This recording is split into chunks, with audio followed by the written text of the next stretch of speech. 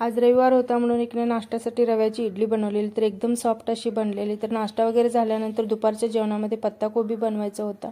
तर अगोदर चिरून मी नमकच्या पाण्यामध्ये धुवून घेतला. त्याच्यानंतर तेल गरम करायचं, जिरं मोहरीचा तडका टाकायचं, कढीपत्ता, बारीक चिरलेला कांदा, टॅमॅटो, नमक आणि थोडीशी कोथिंबीर टाकायचं आणि व्यवस्थित सगळं मिक्स करून घ्यायचं. त्याच्यात मसाले टाकायचे, लाल तिखट, धनिया पावडर, हळद, सगळं मिक्स करून घेतल्यानंतर तेल सुटेपर्यंत भाजून घ्यायचं. मग चिरलेला कोबी टाकायचा, थोडंसं नमक टाकायचं आणि व्यवस्थित झाकण लावून एक छान असं वाफ घ्यायची.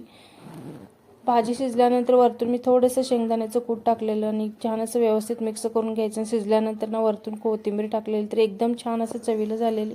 तनिषनं आमची छान अशी शिवाजी महाराजची ड्रॉइंग काढलेली, तर आवडली असेल तर नक्की सांगा. त्याच्यानंतर मला डीमार्टमध्ये जायचं होतं, सामान सगळं संपलेलं, तर सामान वगैरे घ्यायसाठी गेलेली. तर भरपूर अशी गर्दी होती आज. तर सामान वगैरे घेऊन घरी आला. तुम्हाला कसा वाटला मिनी ब्लॉग? आवडला असेल तर लाईक, शेअर आणि सबस्क्राईब करा.